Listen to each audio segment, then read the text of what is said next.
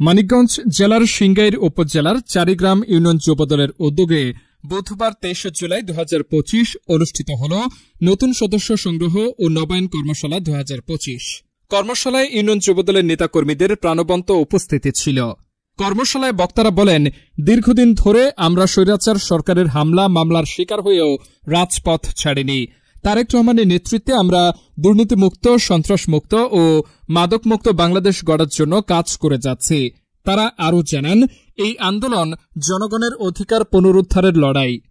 অনুষ্ঠানে উপস্থিত ছিলেন মোহাম্মদ আবদুল্লাহ, যুগ্ম আহ্বায়ক, সিংগাইর উপজেলা যুবদল; মোহাম্মদ আবুল হোসেন, সদস্য, সিংগাইর উপজেলা যুবদল; মোহাম্মদ আব্দুর রাজ্জাক সাগর, আহ্বায়ক, চারিগ্রাম ইউনিয়ন যুবদল; মোহাম্মদ আরিফ, সদস্য, চারিগ্রাম ইউনিয়ন যুবদল; মোহাম্মদ সেলিম আল দিন, সাবেক সাংগঠনিক সম্পাদক, সিংগাইর উপজেলা ছাত্রদল; ফরিদ হোসেন স্বাধীন, সাবেক ক্ষুদ্র ও কুটির শিল্প সম্পাদক, মিরপুর বাংলা কলেজ ছাত্রদল; মোহাম্মদ শহীদুল ইসলাম, যুবদল নেতা।